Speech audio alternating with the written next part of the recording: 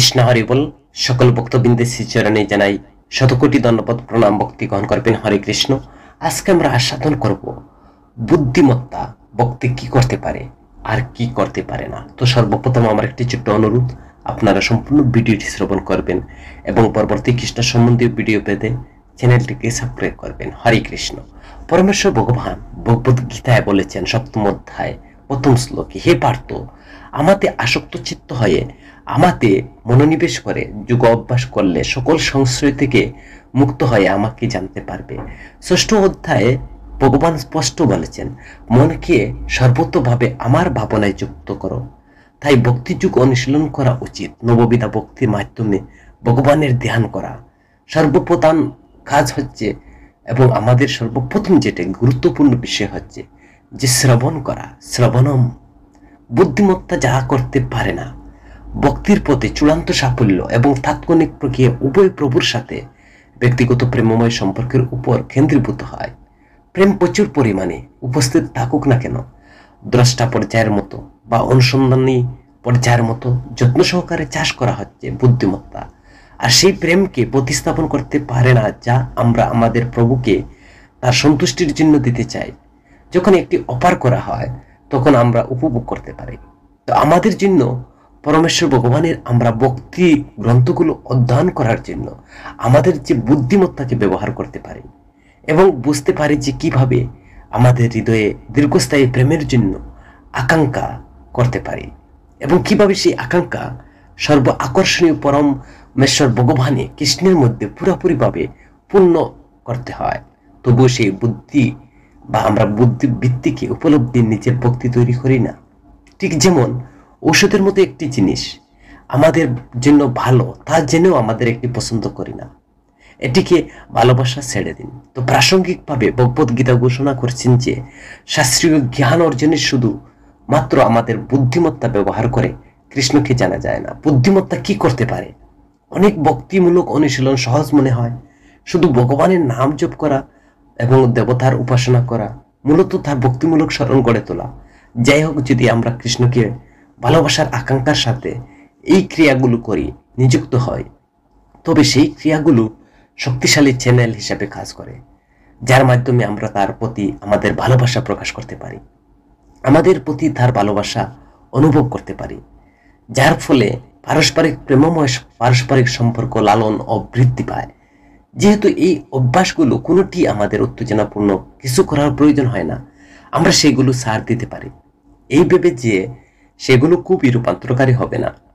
এই কারণে আমাদের শিথিলতা এড়াতে এবং গুরুত্বর প্রতিশ্রুতি বজায় রাখার জন্য বুদ্ধিমত্তাকে আমাদের যে বুদ্ধি ভিত্তিকভাবে প্রত্যায়িত হতে হবে, যার ফলে দ্রুততা রূপান্তরের ক্ষমতা অ্যাক্সেস করতে হবে।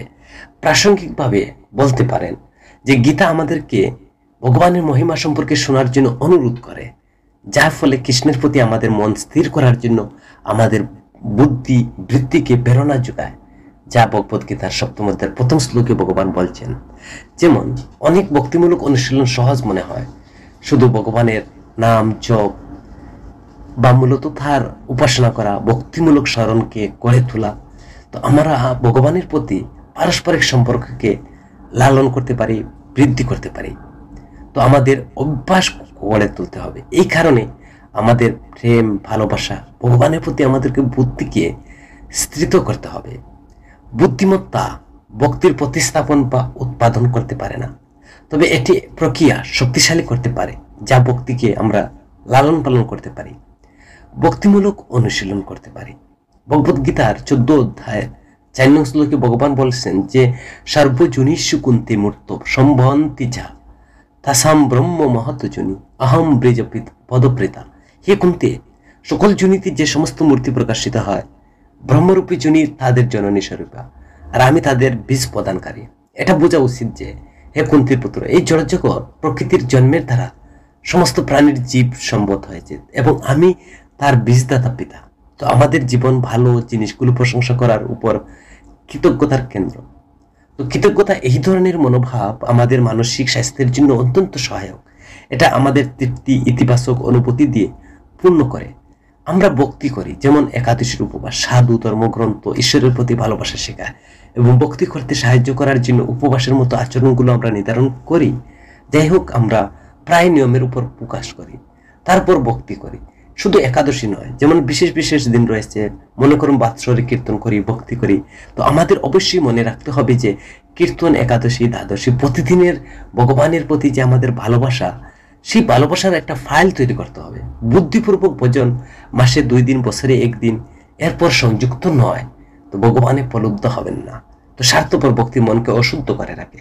তো আমরা যখন বৈষয়িক আকাঙ্ক্ষা নিয়ে পরমেশ্বর ভগবানের কাছে যাই, তখন আমাদের মন পার্থিব জিনিসে আটকা থাকে। পরিচ্ছন্নতা বাধা দেয়। আপনার হৃদয়ে শুদ্ধ করার জন্য প্রভুর কাছে বস্তুগত বর চাইবেন না, সংকল্প করুন। আচার অনুষ্ঠান কি আমাদের উপকার করে? সমস্ত ধর্মগ্রন্থের উদ্দেশ্য হলো সর্বদা ভগবান শ্রীকৃষ্ণকে স্মরণ করা, কখনো তাকে ভুলে যাওয়া নয়। তো যখন বিশ্ব বাহ্যিক কাজগুলোকে মূল্যায়ন করে বা মূল্য দেয়, ভগবান আমাদের চিন্তা ভাবনা, উদ্ভাবনকে মূল্য দেন। ধরুন, একটি শিশু তার পিতামাতাকে ভালোবাসে বলে দাবি করে, কিন্তু তার পিতামাতা তাদের ভালোবাসা প্রদান করেননি, সে যা চাইছে তা সে পায়নি, এমন সমস্ত জিনিস সম্পর্কে সে ক্রমাগত অভিযোগ করে আসছে শিশু। কিন্তু অভিযোগ করার ক্রিয়াটি হবে একটি জীবন্ত দ্বন্দ্ব, এমনকি একটি স্পষ্ট খণ্ডন প্রেমের কথা প্রতি। যদি শিশুটি স্পষ্টভাবে অভিযোগ না করে, তবে কেবল বিরক্ত হয়। এটি প্রেম সম্পর্ক দাবির বিরুদ্ধে দাঁড়ায়, যদি এতটা দৃশ্যমান নয়। তো একই ধরনের গতিশীলতা কৃষ্ণের সাথে আমাদের সম্পর্কের ক্ষেত্রে প্রযোজ্য, যা সকল জীবের জন্য সর্বোচ্চ পিতামাতা। তো আমরা যদি আমাদের কাছে না থাকা সমস্ত জিনিসগুলো সম্পর্কে আমরা অভিযোগ করতে থাকি, তবে আমরা পরোক্ষভাবে কৃষ্ণের কাছে অভিযোগ করি, অথবা অন্যদের কাছে কৃষ্ণ সম্পর্কে, যা তিনি আমাদের সরবরাহ করেননি। ভগবান আমাকে এটা দেননি, ভগবান আমাকে কষ্ট দিচ্ছেন, ভগবান আমাকে রোগ দিচ্ছেন, আমার অভাব সরাচ্ছেন না, তো এটা অভিযোগ করি। তো আমরা যদি প্রকাশ্যে অভিযোগ নাও করি এগুলো, তো আমরা যদি এখন আমাদের কাছে নেই এমন মনোভাব করি, তো সমস্ত জিনিসের উপর স্থির থাকি, যা দিয়েছেন ভগবান তা সন্তুষ্ট, তবে আমরা নীরবে বিরক্ত হয়ে যাব। তো ফলস্বরূপ নেতিবাচক আমাদের যে কৃষ্ণের প্রতি অনুভবগুলো, সেগুলো ত্যাগ করতে হবে। এমনকি যদি আমরা কখনো আমাদের আবেগ সেই পদগুলিতে না বলি, তাহলে অন্তত একটি ভক্তি দুর্বল হবে। যদি সরাসরি ভক্তি হত্যাকারী না হয়, বিপরীতভাবে ভক্তি অনুশীলন করার সময় যদি আমরা আমাদের জিনিসগুলোকে কৃতজ্ঞতার সাথে উপলব্ধি করি, তাহলে গীতার জ্ঞান আমাদের মনে রাখতে হবে, সাহায্য করতে পারে যে ভালো জিনিসগুলো কৃষ্ণের কাছ থেকে এসেছে, আর যিনি সমস্ত মঙ্গলের উৎস এবং আধার। আর সেই দৃষ্টির সাথে আমাদের সম্পর্ককে আরো শক্তিশালী, মধুর করে, যার ফলে আমরা ভক্তি পুষ্ট হবে।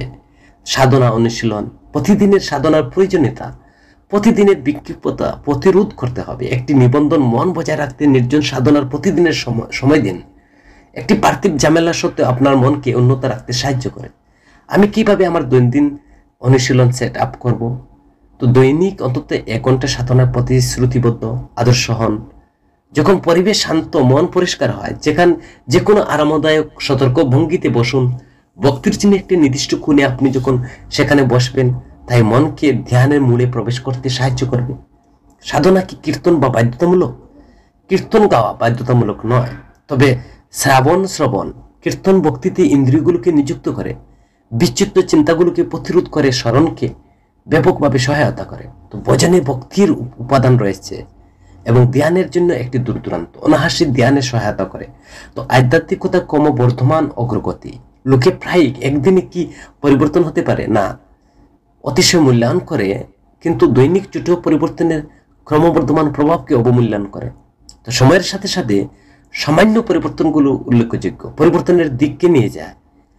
ভক্তিমূলক অনুশীলন যদি আমরা করি, তো প্রতিদিন আমরা যদি অনুশীলন করতে থাকি, দেখবেন ছোট ছোট অনুশীলন থেকে আমাদের একদিন বড় অনুশীলন হয়ে গেছে। সাধু ধর্মগ্রন্থ ঈশ্বরের প্রতি ভালোবাসা শেখায়। ভক্তি করতে সাহায্য করার জন্য উপবাসের আচরণগুলো আমরা করি। তো আমরা এইসবের উপর, নিয়মের উপর প্রকাশ করি, তারপর আমরা ভক্তি করি। তো আমাদের ভক্তি, আমরা যারা বৈশ্বিক আকাঙ্ক্ষা নিয়ে ভগবানের কাছে যাওয়া কখনো উচিত নয়, নিঃশর্তভাবে। যেমন আমাদের চিন্তা ভাবনা, উদ্ভাবনকে মূল্যায়ন দিতে হবে। বিশ্বাস, ভালো বনাম খারাপ জিনিস, অন্ধবিশ্বাস বনাম সত্য বিশ্বাস। আমরা সকলের বিশ্বাস করি বা সকলকে আমরা বিশ্বাস করি, যেখানে আমরা এটি রাখি আমাদের জীবনে আকার দেয়। দৃঢ় বিশ্বাস একটি রয়েছে, প্রশ্ন ছাড়াই বিশ্বাস খারাপ সিদ্ধান্তে এবং কর্মের দিকে পরিচালিত করে। প্রকৃতপক্ষে সঠিক জ্ঞানের উপর প্রতিষ্ঠিত জ্ঞানকে জীবন মাত্রার একটি অপরিহার্য দিক তুলে। জ্ঞান সংগ্রহের সঠিক উপায় কি? বৈদিক জ্ঞান আছে, বেদ সর্বোচ্চ স্থানে অধিকার করে রয়েছে।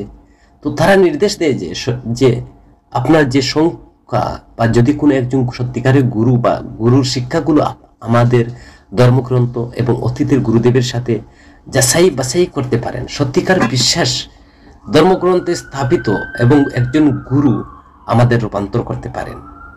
আধ্যাত্মিকতার দেবদূত এটা কি? এর মানে হচ্ছে আধ্যাত্মিকতা আমাদের জীবনের অর্থ এবং উদ্দেশ্য নিয়ে আসে। যখন আমরা জীবনের যাত্রার মধ্য দিয়ে যাই, আমাদের নৈতিক দ্বিধাদ্বন্দ্বের পছন্দ করার জন্য আহ্বান জানানো হয়। তো আমার কি বেছে নেওয়া উচিত? এটি জটিল পরিস্থিতি আমাদের জীবনের উদ্দেশ্য হিসেবে আমরা কি সংজ্ঞায়িত করা উচিত? এই প্রশ্নগুলো প্রত্যেকের জন্য এত গুরুত্বপূর্ণ। না জানি আমার কাছে অ্যাক্সেস করার জন্য একটি মূল্য ব্যবস্থা নাও থাকে, তবে এই পছন্দগুলো করা এত কঠিন হয়ে পড়ে। তো আধ্যাত্মিকতা আমাদের সরবরাহ করে বুদ্ধি, যার সাহায্যে আমরা কিছু মূল্যবোধ প্রতিষ্ঠা করতে পারি, প্রয়োজনীয় পছন্দগুলো করতে পারি। এটি আমাদের সুখের, আমাদের কার্যকারিতার সাথে একটি বিশাল পার্থক্য করে তোলে। আমাদের সম্পর্কের পেশাদার জীবনে সহ প্রবৃত্তির গুণমান এবং সমস্ত জায়গায় নিয়ে আসে। এক ব্যক্তি তার সমস্যার নিরসনের জন্য গুরুদেবের কাছে যান এবং তার সকল সমস্যা গুরুদেবের কাছে তুলে ধরেন। আমার শারীরিক সমস্যা, রোগে আক্রান্ত, আমি বাড়িতে একটু বিবাদেও ভুগছি, তো আমার চাকরিটাও ঝুঁকিপূর্ণ রয়েছে, নিরাপদ নয়, তো এছাড়া আমার আশেপাশে তো ঝামেলা চলছেই, আমি কিভাবে পরমেশ্বর ভগবানের কাছে প্রার্থনা করব? তো এই সমস্ত আন্দোলনের মধ্যে আমি কিভাবে ভগবানের কাছে প্রার্থনা করব? ভগবানের আমার মনটা নিবিষ্ট করতে পারছি না। গুরুজি বলেন, হে পুত্র, এই দিনগুলিতে সর্বোত্তম প্রার্থনা হলো আপনার চারপাশে সমস্ত অসুবিধা থাকা সত্ত্বেও আপনি ভগবানের কাছে প্রার্থনা করুন। শিষ্য বলেন, না না গুরুদেব, এটা সম্ভব নয়, আপনি বলুন আমার সবচেয়ে ভালো ঠিক করে দাও, তারপর আমি বসে আমি প্রার্থনা করব। গুরুজি বললেন, আপনি পরিস্থিতি স্বাভাবিক রাখুন, সবসময় নিজে শান্ত থাকুন, এটাই আপনার জন্য সেরা সাধনা। তাই সব আন্দোলনের মধ্যে কিভাবে স্বাভাবিক থাকা যায় এটা সম্পর্কে চিন্তা করো। আমাকে পাবেন, এক কাজ করুন। কি কাজ? ভগবান বলছেন, যদি আমাকে পেতে চাও তাহলে আপনার যে কাজগুলো করতে হবে তা ভগবান স্বয়ং ভগবত গীতা বলছেন, মত কর্মকৃত মত পরম মত ভক্ত সঙ্গবর্জিত নির্ভৈর সর্বভূতি সুযশ্বর মামিতি পাণ্ডব। মত কর্ম, আমার কর্মে যুক্ত হও। মত পরম, আমার প্রতি নিষ্ঠাবান হও। মত ভক্ত, আমাতে ভক্তি যুক্ত হও। সঙ্গবর্জিত, জড় বিষয়ে আসক্তি রহিত হয়ে নির্ভয়ে শত্রু ভাব রহিত হও। কৃষ্ণ বলছেন, যারা আমার সাথে মিলতে চান, আমার সাথে দেখা করতে চান, আমার ধামে আসতে চান, আপনারা এই কাজগুলো করেন। মত কর্ম, কৃষ্ণ কৃষ্ণ সন্তুষ্টির জন্য আপনাকে সমস্ত কর্মীরা কর্ম করতে হবে। মত পরায়ণ মানে আমরা বুঝতে হবে কৃষ্ণ হলেন পরমেশ্বর ভগবান, আমাদের তার মহান অবস্থান বুঝতে হবে। মত ভক্ত, আমাকে ভক্তিযুক্ত হতে হবে, আমাদের কৃষ্ণ ভক্ত হতে হবে। সঙ্গপরিচিতা, জড় বিষয়ে সমস্ত উপকরণ সংযুক্তিকে ত্যাগ করতে হবে। নির্ভয়ের সর্বভূত ইস্যু, আমাদের প্রয়োজন এমন কোনো একক জীবকে বলার জন্য কোনো শত্রুতা বা অবহেলিত অনুভূতি রাখা উচিত নয়, যা অন্যের প্রতি হিংসা বা বিদ্বেষ পোষণ করে। আমাদের সাথে থাকা মানে কৃষ্ণের সাথে দেখা করার অনুমতি নেই। যদি আপনার এই কর্মগুলো করেন, এখানে আমাদের ভগবান শ্রীকৃষ্ণ তিনি গীতায় বলছেন যে তিনি আমাকে দেখা করতে পারবেন। তো ভগবত গীতায় ভগবান বলছেন 11 অধ্যায় 55 শ্লোকে, যদি ভগবানের সাথে দেখা করতে চান তাহলে এই কর্মগুলো করুন। এছাড়া দেখা করার অনুমতি নেই। কৃষ্ণ নাম এবং কৃষ্ণ ভক্ত এত পবিত্র, তার অনুগামীর হওয়া মাত্রই মানুষ আপনা থেকে পবিত্র হয়ে ওঠে। সমস্ত শাস্ত্রে বর্ণনা করা হয়েছে এক নিমেষের জন্য শুদ্ধ ভক্তের সঙ্গ লাভ হলে সর্বসিদ্ধি হয়। সনাতন শিক্ষা মহাপ্রভু বলছেন, সাধু সঙ্গ সর্বশাস্ত্র কয়, লবমাত্র সাধু সঙ্গ সর্বসিদ্ধি হয়। কৃষ্ণ ভক্তি এর মূল হচ্ছে সাধু সঙ্গ।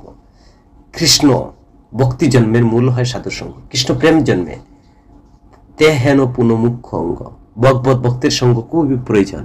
কোনো ভাগ্য, কোনো জীবের শ্রদ্ধা যদি হয়, তবে সেই জীব সাধু সঙ্গ যে করে। জন্ম থেকে উদ্ভব নিত্যসিদ্ধ ভক্ত, তিনি বাল্যকাল থেকে কৃষ্ণ সেবায় মগ্ন ছিলেন।